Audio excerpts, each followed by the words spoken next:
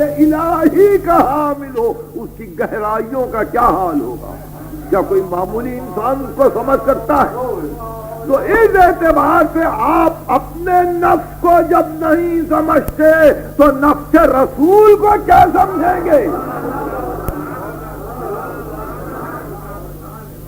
نفس رسول کو آپ کیا سمجھیں گے کہ رسول کے نفس کا کیا عالم ہے؟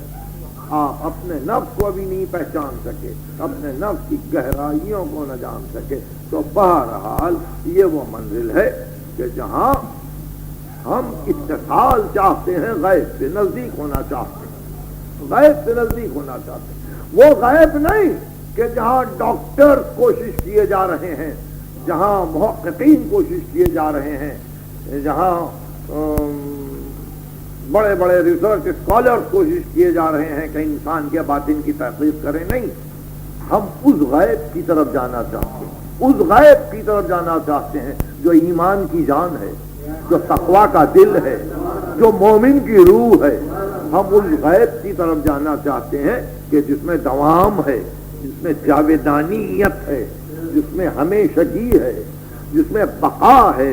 تو اس غیب سے اتصال، اس غیب سے اتصال کے لیے ہم کچھ فکر کریں گے، ہم کچھ فکر کریں گے۔ ظاہر ہے جب چھٹی تقریر آپ سن سکے اور میری 3 تقریریں باقی رہ جاتی ہیں تو اس میں کوئی ایسی فکر بھی ہو کہ بھئی یہ اتصال کیسا ہو، یہ اتصال کیسا ہو، آخر کوئی نسخہ بھی تو تجویز ہو کہ کیا کرنا ہے، کیا کرنا ہے۔ تو اس منزل پر جو سب سے اہم بات ہوگی، قابل ذکر، وہ یہ ہوگی کہ اب آپ جس چیز سے اتصال چاہیں، جس چیز سے اتصال چاہیں، اس کے مزاج سے کچھ ہم آہنگی پیدا کرنے کی ضرورت ہوتی ہے۔ میں جملے کو نہیں سمجھا سکا، یہ جملہ تھوڑا سا بلند ہو گیا۔ آپ جس حقیقت سے متصل ہونا چاہیں، اس حقیقت کا مزاج پہلے جانیں، اس کے بعد اپنے مزاج کو اس طرح سے ڈھالیں تاکہ نزدیک ہو۔ اور یہ ڈھالنا مزاج کا بغیر مودت و محبت کے ناممکن ہے۔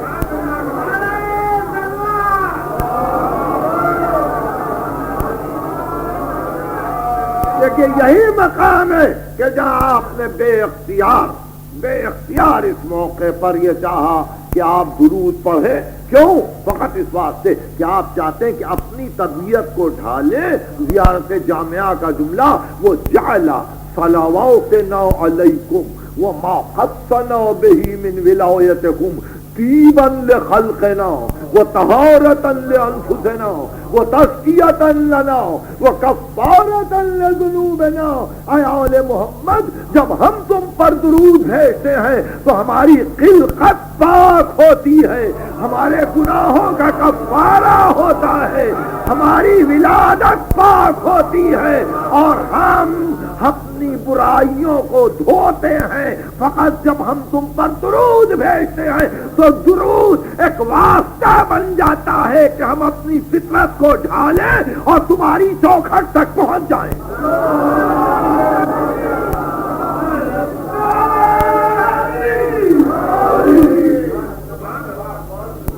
جہاں ہم اپنی فطرت کو اس طرح سے ڈھالیں اور تمہارے آستانے تک پہنچائیں۔ السلام علیکم یا ابا عبداللہ وعلی الارواح التي حلت بفنائک۔ سلام ہو اے فرزند رسول تجھ پر اور ان روحوں پر جو تیرے آستانے پر تحلیل ہو گئی تھی، جنہوں نے تیرے مزاج کو پایا تھا، جنہوں نے تیرے رنگ کو دیکھا تھا اور اس کے بعد اسی رنگ کو پسند کیا تھا۔ صبغۃ اللہ ومن احسن من اللہ صبغہ، یہ اللہ کا رنگ ہے اور اللہ کے رنگ سے کوئی اور رنگ بہتر نہیں ہے، کوئی اور رنگ بہتر نہیں ہے۔ تو اس طرح سے اب ہم اس فکر میں ہیں کہ اس عنوان پر ایک فیر حاصل تبصرے کے لیے آج رات کی تقریر میں پھر وقت نکالیں اور یہ دیکھیں کہ اتصال بالغیب کے لیے ہم کو اگر کسی منزل پر کسی سے متصل ہونا ہے تو ہم میں کیا تبدیلی چاہیے اچھا اس سلسلے میں ایک آیت یاد رکھنے کے قابل ہے، بڑی اہم آیت ہے سورہ واقعہ کی۔ سورہ واقعہ جیسا کہ عرض کیا جا چکا ہے قرآن مجید کا 56واں سورہ ہے، 55واں سورہ سورہ رحمان ہے، 57واں سورہ سورہ حدید ہے اور دونوں کے درمیان سورہ واقعہ، اور اس سورہ واقعہ کی آیت ہے انہ لقرآن کریم، یہ قرآن کریم ہے، فی کتاب مکنون، یہ قرآن کریم ایک چھپی ہوئی کتاب میں ہے۔ قرآن تو یہ ہے مگر یہ کسی چھپی ہوئی کتاب میں ہے، لا یمسہ الا المطہرون، سوا طاہر کے کوئی اس کو مس نہیں کر سکتا۔ دیکھیے پہلی شرط ہے اتصال بالغیب کے لیے کہ اگر کتاب مکنون تک جانا ہے، قرآن تو آپ کے پاس پریس میں چھپتا ہے، قرآن کو تو جرمنی میں چھاپا جاتا ہے، قرآن کی طہارت کے لیے یہ نہیں کہا کہ تکوینی ہے کہ لازمی طور پہ اس کا شائع کرنے والا، چھاپنے والا، ہاتھ لگانے والا، جلد بنانے والا، لکھنے والا پاک ہو۔ دنیا کے مختلف مقامات پہ یہ قرآن چھپ رہا ہے، ظاہر ہے کہ کسی کی طہارت کی ذمہ داری نہیں لی جاتی، اس لیے یہ نہیں کہا کہ قرآن کریم کو مس کرنے کے لیے مطہر چاہیے، بلکہ کہا قرآن کریم کتاب مکنون میں ہے، کتاب مکنون میں ہے جس کو کوئی مس نہیں کر سکتا مگر ان کے مطہر۔ اسی سے علماء نے استنباط کیا کہ قرآن کو جب آپ مس کریں تو طہارت رہے۔ اسی آیت سے استنباط کیا کہ جن پر تکلیف نہیں ہے، جو مسلمان نہیں ہے، ظاہر ہے کہ وہ جس طرح سے چاہیں قرآن کو ہاتھ لگائیں، مگر آپ کے لیے شرط یہ ہے کہ آیات کو، اس کے الفاظ کو، اس کے حروف کو اگر آپ ہاتھ لگائیں تو اس کا خیال رہے کہ آپ پاک ہوں۔ تو یہ ظاہر قرآن میں پاکی شرط ہے،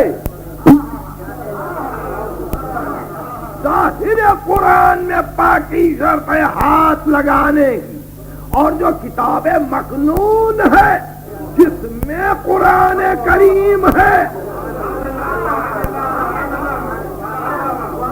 وہ کتاب مکنون جس میں قرآن کریم ہے، لا یمسہ، اس کو کوئی مس نہیں کر سکتا،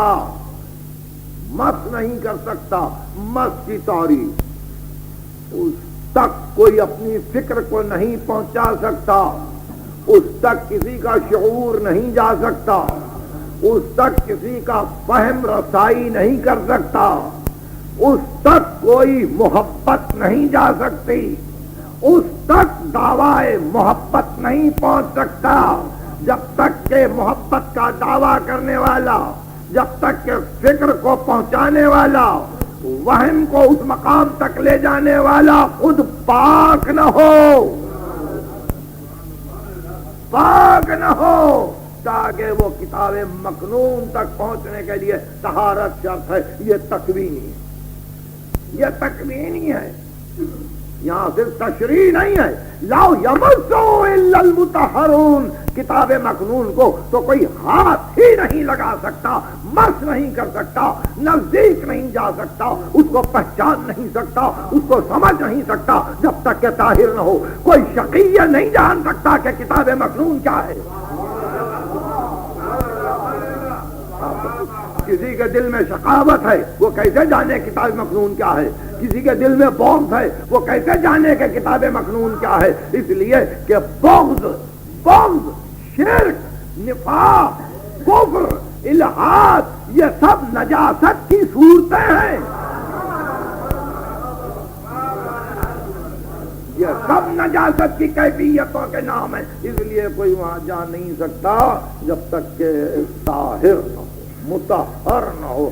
انہ لقرآن کریم فی کتاب مکنون لا یمسہ الا المطہرون. تو اتصال بالغیب کے لیے طہارت لازم ہے. طہارت فقط وضو کرنے کا نام نہیں ہے، طہارت فقط غسل کرنے کا نام نہیں ہے. فکر کو پاک کرنا ہے، شعور کو پاک کرنا ہے، خیال کو پاک کرنا ہے، دل کو پاک کرنا ہے، محبت کو پاک کرنا ہے، مودت کو پاک کرنا ہے. پاک کرنے کے معنی یعنی اب اسی کی محبت رہے، کسی اور کی محبت نہ رہے.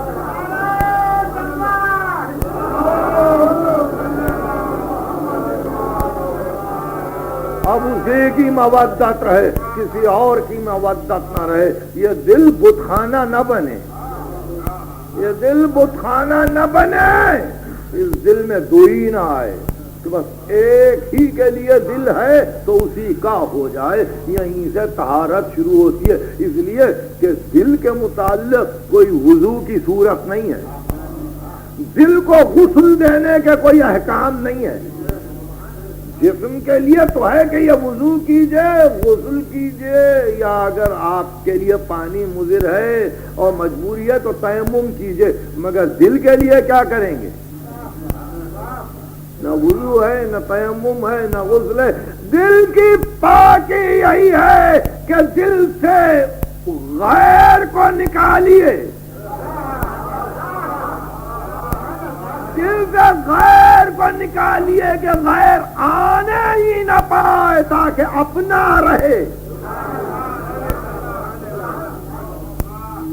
یہ منزل ہے کہ جس کو میں وعدے کرنا چاہتا تھا اتصال بالغیب کے سلسلے میں. یہ آیت ہمارے لیے بڑی اہم آیت ہے اور پھر رات کی تقریر میں مزید گفتگو ہوگی. آج سفر کی 17 تاریخ ہے اور ظاہر ہے کہ ہمارے پاس کام زیادہ ہے، وقت کم ہے. ایک طرف آج مظلوم امام کی شہادت ہے، امام رضا صلوات اللہ وسلم علیہ کی، اور دوسری طرف چہلم کو 2 دن باقی رہ گئے ہیں. غریبوں کا چہلم سامنے ہے. اس لیے میرا دل یہ چاہتا ہے کہ کچھ گفتگو تھوڑی سی میرے مظلوم امام کے متعلق ہو، جس کو آپ غریب الغربا کہتے ہیں. غریب الغربا کہتے ہیں. امام رضا مدینے میں تھے، امام رضا کی علمی زندگی ہے. امام رضا سے ہم نے مختلف علوم لیے ہیں، اور جیسا کہ میں نے کہا ہے کہ پیغمبر خدا کے احادیث کو پہنچانے کا کام امیر المومنین کے ذمہ تھا. امیر المومنین کے بعد یہ کام امام حسن کے ذمہ آیا، امام حسن کے بعد یہ کام حسین ابن علی کے ذمہ آیا، حسین ابن علی کے بعد یہ کام سید الساجدین کے ذمہ آیا. قربان ہماری جانیں ان آقاؤں پر کہ جنہوں نے انتہائی مصائب کے باوجود علوم نبوی کی حفاظت کی اور ہم تک وہ احکام پہنچائے جو قرآن کی تفسیر ہے، جس سے ہم کو پتہ چلتا ہے کہ سیرت رسول کیا ہے، سنت رسول کیا ہے. اسی لیے پیغمبر نے قرآن اور اہل بیت کو چھوڑا تھا تاکہ اہل بیت محافظ سنت بن جائیں، محافظ سیرت بن جائیں. اور اس طرح سے ہر دور میں زمانے کا امام محافظ سنت و سیرت رسول رہا ہے. جب آپ مدینے میں تھے اور غالباً یہ 198 ہجری ہے، یہ اس کے بعد کا سال ہے، تو ایک مرتبہ مامون رشید نے یہ طے کیا کہ وہ اپنا دارالخلافہ بدل دے. وہ خراسان چلے گیا اور یہاں طاہر ذوالیمینین کو بغداد کی حکومت دے دی اور کہا کہ ہم وہاں سے اپنا نظم و نسق جاری رکھیں گے، مگر شرط یہ ہے کہ ہماری حمایت کے لیے، ہماری ہمدردی کے لیے اور ایران کے رہنے والوں کی دل جمعی کے لیے کوئی سید علوی ہماری حمایت کرے، ہمارا ساتھ دے، اور وہ افضل ترین سادات ہو، بنی ہاشم کا سب سے بہترین انسان ہو۔ رجا ابن ابی ضحاک کو مدینے بھیجا ایک مستقل فوج دے کر کہ پہلے امام کی خدمت میں معروضہ کرو، اگر وہ نہ مانے تو سختی کرو، بہرحال کسی صورت امام کو مدینے سے لے چلو اور ایسے راستوں سے لاؤ کہ جو راستے معروف نہ ہو بلکہ دور کا راستہ ہو، تاکہ کسی کو پتہ نہ چلے کہ امام کو یوں بلایا گیا ہے۔ رجا بیان کرتا ہے کہ میں اپنے معتمد آدمیوں کو لیے ہوئے مدینہ پہنچا، امام کی خدمت میں آیا، بادشاہ کا خط امام کی خدمت میں پہنچایا گیا۔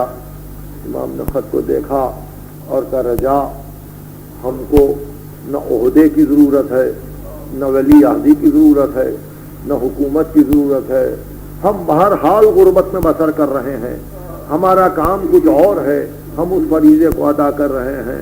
مامون ہم کو کیوں غریب الوطن کرنا چاہتا ہے؟ مامون ہم کو کیوں وطن سے بلانا چاہتا ہے؟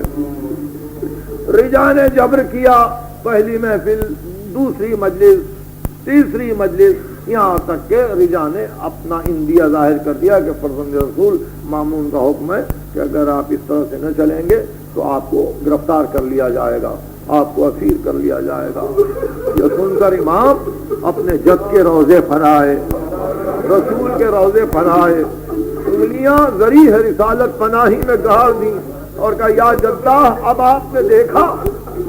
آپ نے دیکھا نوبت یہاں تک پہنچ گئی ہے کہ یہ دھمکی دے رہا ہے اسیری کی۔ اچھا میں جاتا ہوں اور آپ کو خدا حافظ کہتا ہوں۔ رجا بیان کرتا ہے کہ میں نے کسی کی قبر کو اس طرح سے وداع کرتے ہوئے نہیں دیکھا کہ بار بار ذریح کا بوسہ لیتے، دروازے تک آتے، پھر دوڑ کے ذریح تک جاتے، پھر ذریح کو بوسہ دیتے، پھر دروازے تک آتے، پھر ذریح تک جاتے۔ لوگوں نے عرض کیا فرزند رسول یہ بار بار کیوں ذریح سے لپٹ رہے ہیں؟ ارشاد فرمایا اس کے بعد پھر نہیں آؤں گا،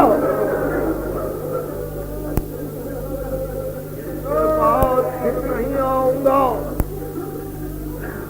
وداع کیا اپنے جد کو، اپنے عزیزوں کو، اپنے گھر والوں کو۔ امام تقی جواد کا سن 6 برس کا تھا، غلام یاسر کو ساتھ لیا اور کہنے لگے بیٹا میں یہاں سے پہلے خانہ کعبہ جاؤں گا اپنے ابو جد کی سیرت پہ چلتے ہوئے، تم بھی میرے ساتھ چلو، وہاں ہم اپنے فرائض کو ادا کریں گے اور پھر تم اس کے بعد مدینہ آ جانا، میں خراسان جاؤں گا۔ بیٹا ساتھ تھا۔ امام رضا بیان کرتے ہیں کہ میں طواف کر رہا تھا اور طواف کے بعد جب میں نے آخری مرتبہ پردہ حرم کو تھام کے دعا کی اور اس کے بعد میں نے دیکھا کہ ایک مرتبہ غلام آیا اور اس نے عرض کیا فرزند رسول امام تقی جواد مٹی پر بیٹھ گئے ہیں اور زمین سے مٹی اٹھا کے اپنے سر پر ڈال رہے ہیں۔ امام رضا پہنچے اور جا کے امام تقی جواد کو گود میں اٹھایا کہ کیا کرتے ہو بیٹا؟ بابا میں نے ابھی اس دعا کو سنا جو آپ طواف کے بعد دعا کر رہے تھے، اس سے یہ پتا چل رہا تھا کہ پھر آپ خانہ کعبہ کو نہ دیکھیں گے۔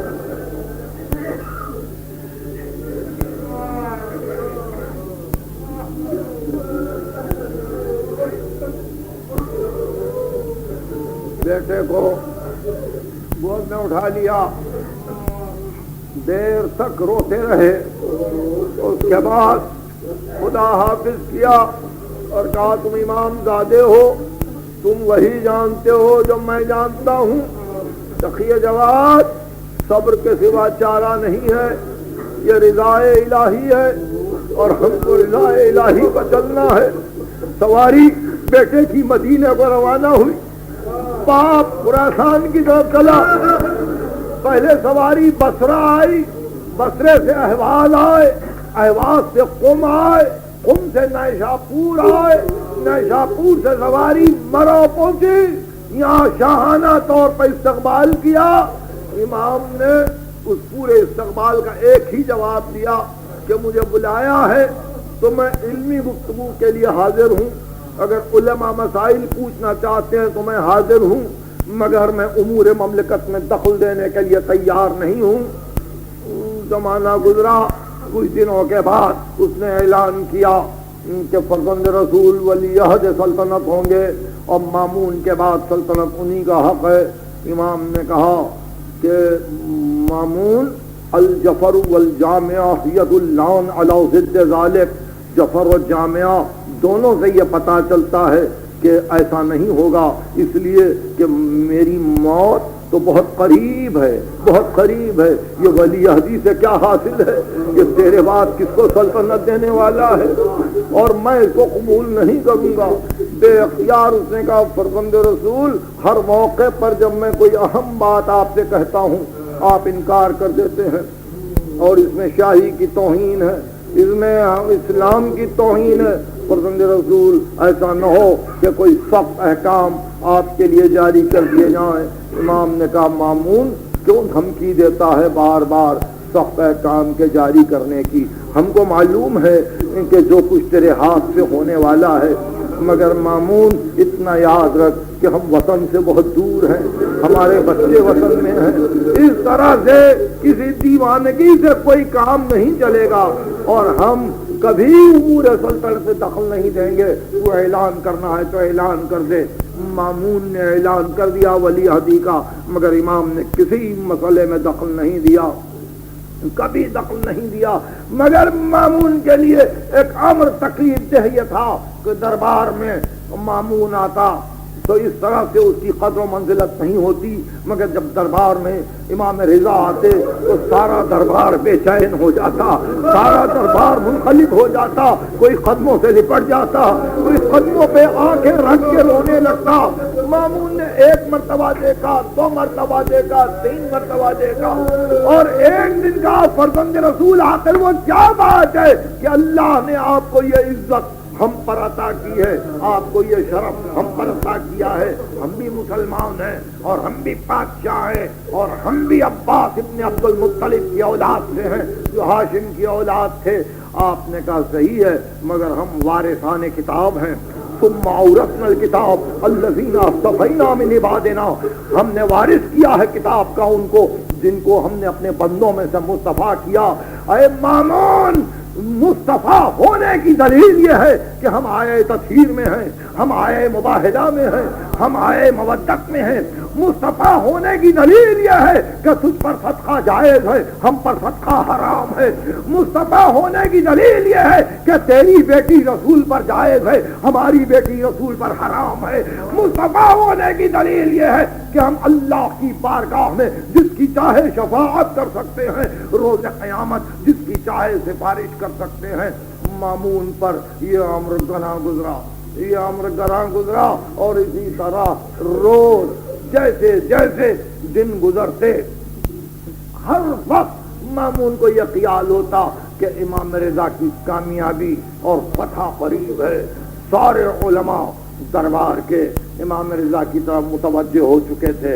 امام رضا نے یحییٰ ابن اخطم کو، علماء یہود کو، علماء نصارہ کو انہی کی کتابوں سے ان توحید پر، نبوت پر اور امامت پر عجیب ترین اپنے خطبے سنائے تھے، اور ان کے دلوں کو موم کر دیا تھا، نرم کر دیا تھا۔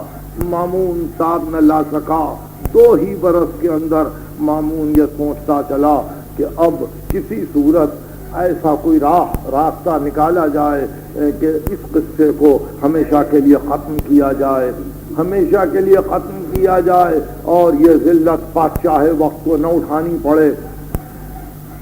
جیسے جیسے وقت گزرتا چلا، امام بھی باخبر تھے، جان رہے تھے، مکنونات کا علم جن کو تھا، چھپی ہوئی باتوں کو جاننے والے تھے، اتصال بالغیب کی منزل پر کامل تھے۔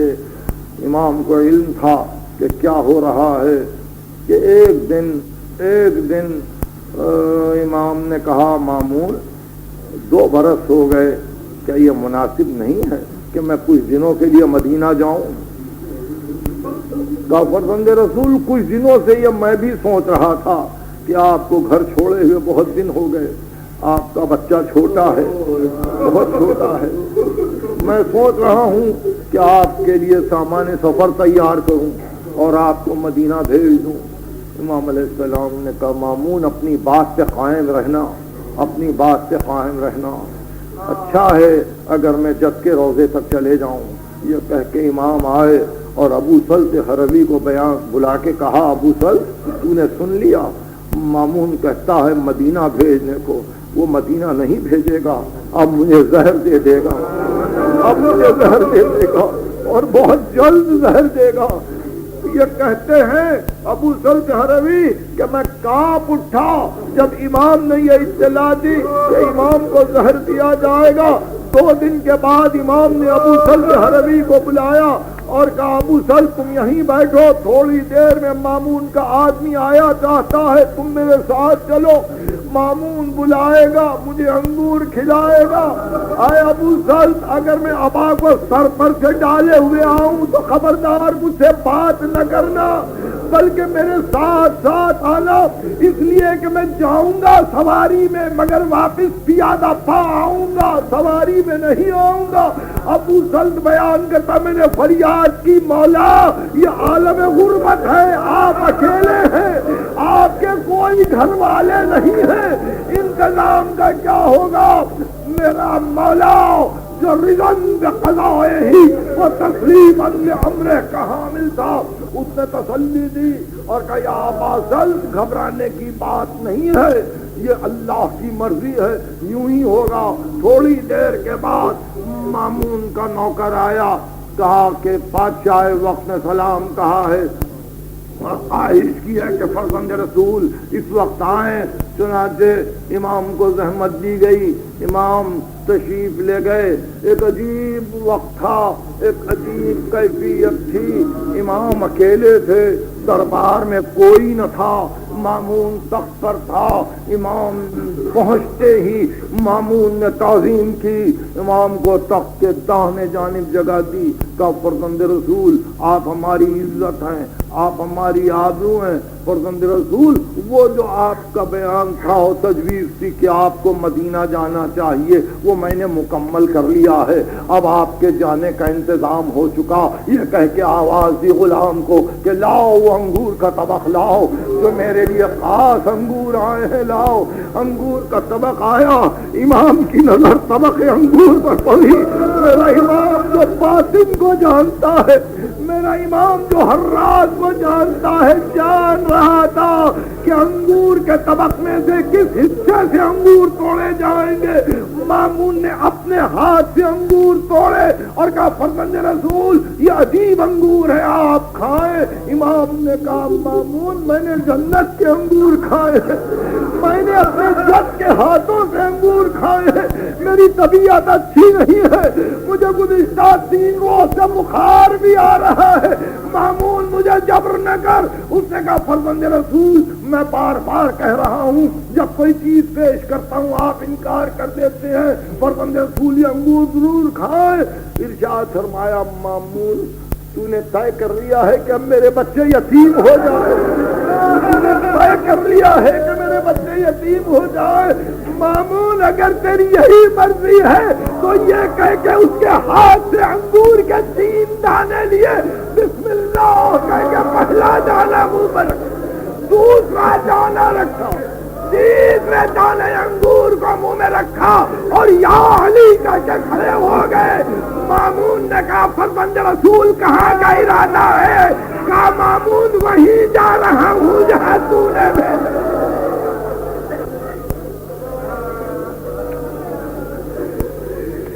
مامون وہیں جا رہا ہوں جہاں تو نے بھیجا۔ ابا سر پر سے ڈال لی، حاجب نے پردہ اٹھایا، سواری حاضر تھی، امام نے انکار کیا سر کی حرکت سے کہ اب مجھے سواری نہ چاہیے، مجھے اب سواری کی ضرورت نہیں ہے۔ سقراط کے زہر پینے کے واقعے کو لوگ عجیب انداز سے بیان کرتے ہیں کہ سقراط زہر پی کے ٹہل رہا تھا تاکہ یہ بتلائے کہ اس نے کتنا صبر کیا ہے۔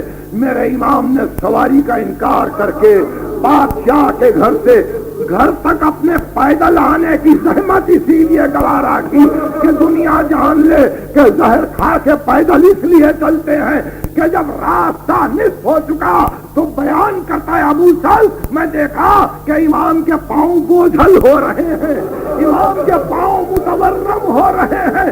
آہستہ آہستہ گھر کے دروازے پر پہنچے، جب دروازے پر آئے میں نے دروازے کی زنجیر بند کر دی، امام اندر آئے اور خاموش ایک جگہ کچھ دیر کے لیے کھڑے ہو گئے اور اس کے بعد گھر کے فرش کو الٹ دیا، مٹی پر سجدہ کیا اور کہا بے قصوں کے والی، غریبوں کے وارث، میں تیری بارگاہ میں آ رہا ہوں۔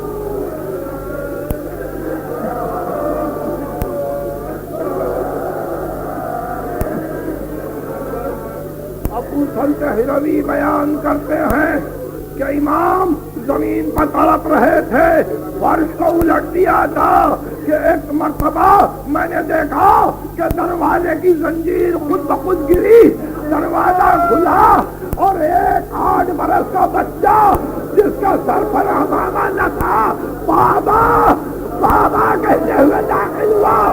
پوری امام کی نظر پڑی، امام نے دونوں باہیں گلے میں ڈال دی، کہا تقیہ جوان آ جاؤ بیٹا۔